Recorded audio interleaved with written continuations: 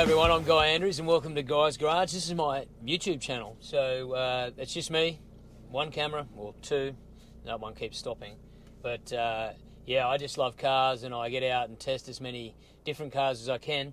But today I'm in my my I30N performance hatch. It's a 2019 model, and those of you that aren't familiar with the channel, I go to the track a lot in this car, and I try to get to the track in as many other cars as I can and test as many cars as I can and just have fun. So today I'm actually going to do some benchmarking in this car because I'm about to fit a piggyback computer to it. So I just want to see where we're at with 0 to 100 and 60 to 120.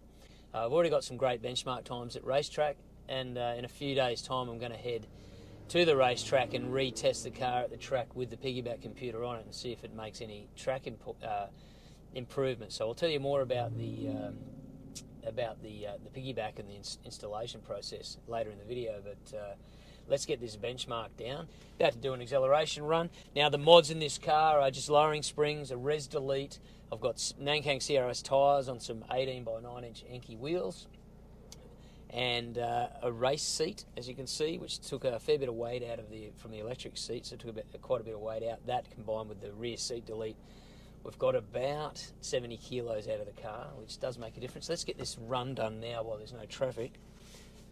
Okay, now I'm just going to launch it. I'm going to keep the tyre pressures the same, everything the same when I redo it. No traction control. Let's see if we get to 120 before we get traffic. There we go. So, readout is 6 point... Oh God, I've got to wear glasses these days. Sucks getting old, guys, I tell you. 6.68. So that's 0 to 100 to 6.68. Let's see if we got any other. We've got 60 to 120 and 5.77. Now I was going to do this one single run. I'm not going to run it too many times because the camera's going to run out for starters. But that can be our benchmark. I'll do the same with the piggyback. I'm going to refit that, or I'm going to fit that piggyback computer, let it the ECU recalibrate itself over a couple of days, do that test again. Let me tell you what I'm going to do. I've done no driveline mods in this car. Haven't cracked any engine mods at all. There's no intercooler mods. There's no intake mods. Stock standard engine. So first thing I'm going to do is run this piggyback computer, and I've noticed a lot of people are using the race chip, which looks like a fantastic product, but it's a premium price. It's about $1,400 for the GTS Black. I'm going to run a piggyback because I just want to be able to take it back off when we get it serviced. So I know some of you guys would use a tune, and I may use a tune down the track, and I know they're probably more effective. But at this stage, I'm just going to run the piggyback. The one I went for was the DTUK, so a little bit of a departure from the trends here in Australia. But I did notice a lot of the Yaris guys were using them, and they were doing quite well with them, and did some research on the company, and it's a good product. It's a similar kind of system to the race chip. I'm sure you guys will tell me in the comments how they differ, but I'm going to throw that on. I've also got some GK spark plugs that run a bit cooler as well, so hopefully that'll help with the engine. It should be exciting. I am a little bit apprehensive about playing around with the ECU in cars, but I wouldn't be the first guy to do it, and I wouldn't be the first guy to be apprehensive about it. So let's just go ahead and do it, eh? Oh, quick shout out to all my subscribers, guys. I love you. I love the comments you've been putting on the channel. Really positive. Just trying to keep it authentic here and have plenty of fun with cars, as we all love them, boys and their toys. But keep watching. All right, stand by. Let's get this piggyback on. All right, guys, I'm here in the garage now. I've done the spark plug replacements, the recommended cooler spark plugs for the tuning box. Here's the box as it comes, the DTUK box. What's in the box is the wiring loom, whole pile of instructions, and the tuning box itself, which is this one here. This one cost me $670 out of the UK, Australian dollars, on special. That's your plug for when you're not using the box. You can plug it into the wiring loop. But I'm going to get stuck into doing it. I'll come back in a minute and let you know, hopefully in a minute or two, and or 5, and let you know how the process went, the installation process went.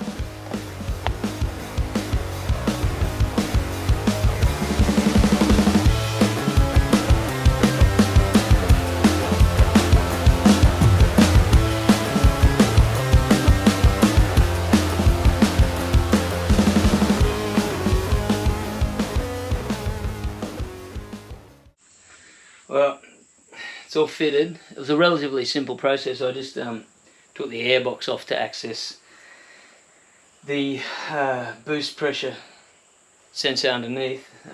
It was pretty easy, but now the moment of truth. So I'm going to start the car and let it run for a little bit and then take it for a drive. So here we go.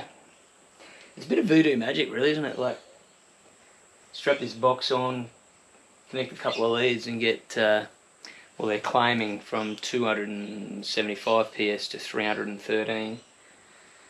And torque's about 370 to 425, which is a substantial difference.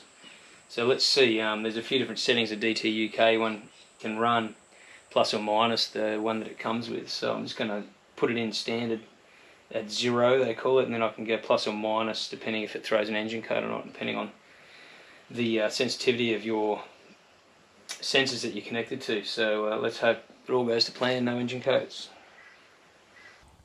I think it's time now to start the car. Shitting myself.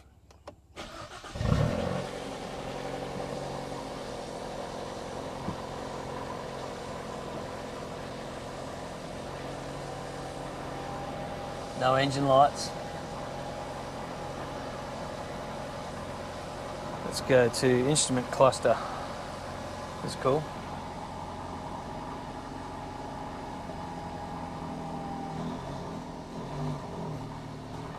Turbo pressure, intake manifold pressure, RPMs. That's cool.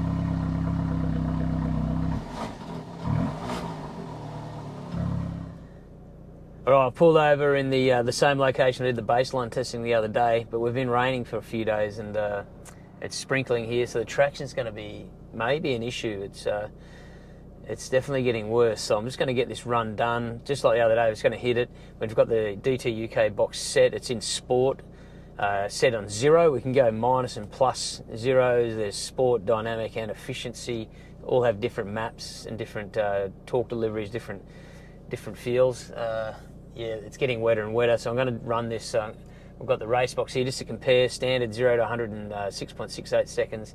The 60 to 120 on the way through was 5.7 seconds, and the rain's getting stronger. So we'll give it a run. Fingers crossed we can actually get some traction here. Just set up the race box mini. Yeah, the rain's getting worse and worse, so this is not going to be good. Damn it. All right.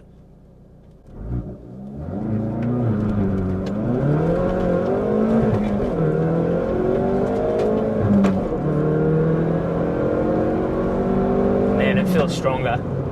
Really does. Okay. Straight up, 60 to 120, 5.02 seconds. And 0 to 106.42 seconds. So that was with a lot of it was raining. I don't know if you can see, but the front screen is actually completely covered in rain now. I've got the wipers on, so we don't have any traction, real traction off the line. I couldn't give it major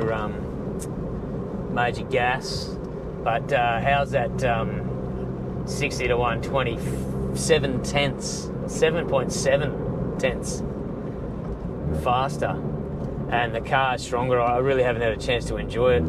There's a little bit of traffic around. Definitely wet, so the numbers are probably not 100%, but mate, the car definitely has changed. The little box, it just blows my mind that a little box that you plug in. It kind of reminds me, and this is totally tongue-in-cheek, of the Brocky Polarizer. You know, Brocky's Polarizer was a similar sized item, except his was full of crystals and hippies headbands. And this is actually full of technology, that does actually make a difference to the car. So pretty exciting stuff. I was lucky to get that run in. It is hissing down, so I'm going to bail, go and get myself some more fuel and enjoy the car. But test successful. Thanks DTUK and Andrew. Shout out, mate. Super fast delivery, great product, and we're going to do some further testing at the track as well. Thanks, mate.